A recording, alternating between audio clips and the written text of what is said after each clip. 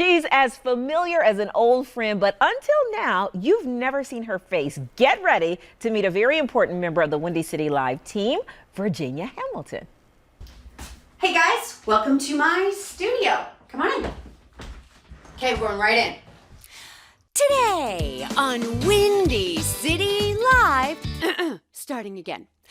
Today on Windy City Live, she's the hometown queen who sashayed her way to RuPaul's Drag Race. Plus, it ain't rough to be a TikTok sensation. Meet Bunny the talking dog. And we're snapping our suspenders. Sometimes you need a breath. And we're snapping our suspenders for media icon Larry King in this throwback 2-minute warning. Woo, take a breath.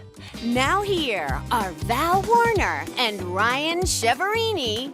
Did you notice that extra love that I put on those names?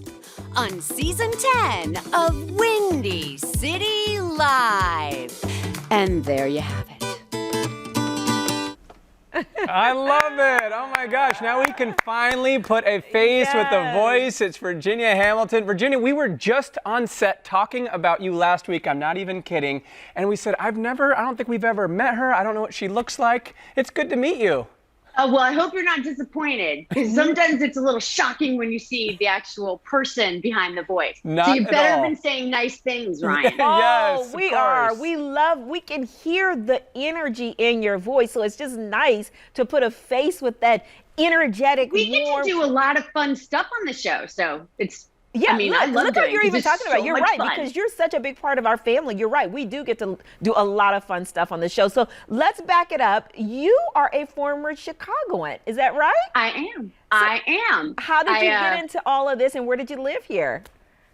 I started off on the East Coast. I went to college in Virginia, went to theater school. And when I graduated, I had one friend in Chicago, and I came to visit her in the dead of winter, and I loved it. And I figure if you can like Chicago in the dead of winter, you're pretty safe. Yeah, so you're better I than we literally are. packed my car, drove out, started a theater company out there with a handful of friends, and I loved it. I was there for like 5-6 years. Oh, wow. And then I decided to hit LA. Yes, I came out here. That's where you're based now. You're based in LA. We hear you on The View. You do our show. What other shows do you do? And does anybody ever hear your voice and go, hey, that's you? They do after they know me, but it's funny because most people don't until they actually know what I do. But I do the on the red carpet show for the Oscars, which we do live every year. And I've done that for like the last 11 years, which is one of my favorite things to do, but it's also the most terrifying because it's all live. And then of course I do The View. I also do, I do Lifetime, a lot of Lifetime. So like I did the R. Kelly series, the Surviving R. Kelly, which was awesome. Yeah. I mean, a good call back to the Chicago days. Yeah. You know. So Virginia, how has the voiceover industry changed over the years, you would say? When I started out, it was so male dominated, like a lot of areas, but it's changed a lot over the last, decade or two. Women are taken more seriously. Like, I think when I first started, everybody thought like women's voices were just a little too light and didn't carry the weight that men's voices did. But I mean, there's been a lot of changes in the last couple of decades worldwide. So it actually affects, us women as, hosting things and being the promo. Like on The View, they hadn't had a female voice in the show until I came on. That's Wow. crazy. You would think of all shows Right. that they would have absolutely. started with a female voice just to carry on kind of the energy and the theme of the show. They Right. changed their ways. Yeah, now what is a typical day like for you? Are you just getting emails from all of these different stations and you just got to read, and what's your day like? I start work at like 5:45 a.m. because of The View on the East Coast. Right. And I'm on with them up until right before the show starts, because we do all the hot topics, so that changes. And then throughout the day, I constantly have emails from, I have about 25 stations across the country that I deal with.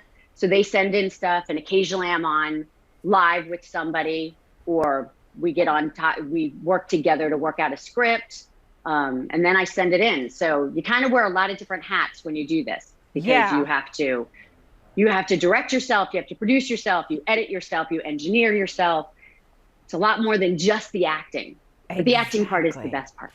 Exactly, right. And then you have to like check your inflections and check the pronunciations. Exactly. I mean, it's not just, yeah, here's a script and- pronunciations are really fun. Oh, I And can only imagine. We do. I mean, we always ask our producers before saying, wait, how do you pronounce that person's name? Like that's probably Yeah. half or maybe even more than half of your job is making sure you nail it. YouTube has been a lifesaver.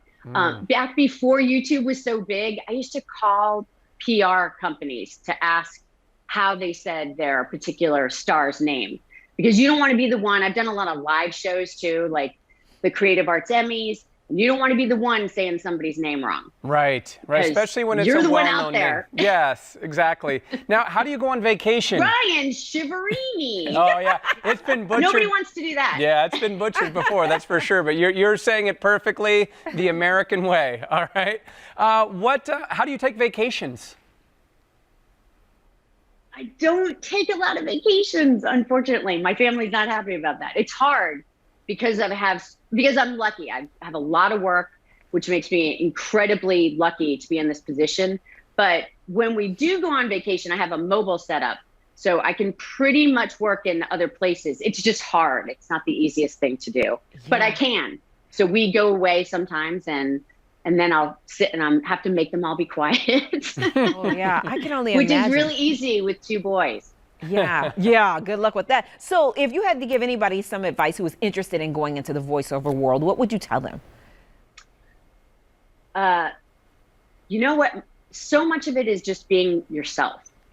There's tons you have to learn. And I can say that I think acting is really the way to start to get into this, because you want to be able to act your way through, whether you're going to go into animation or where my niche is promo and commercial. But having an acting background helps you find all the flavors that you want. But there's so much, and then you have to learn how to edit with your software. You have to produce yourself. Yeah. But really, just like with acting, you have to find your voice, like where you're comfortable and what makes you uniquely different from somebody else. Yes. Because you don't want to just hear the bland. Nobody wants that anymore. Right. Nobody wants that dry tonight at 11. It's like you've got to connect with things. Well, you've nailed it. Virginia, thank you so much. And I think your twin is Sarah Haynes from The View. I'm looking at you doing I love me some Sarah. Yeah, that's your doppelganger for sure. Yes. Virginia, it's great to see you and to have you here on the show.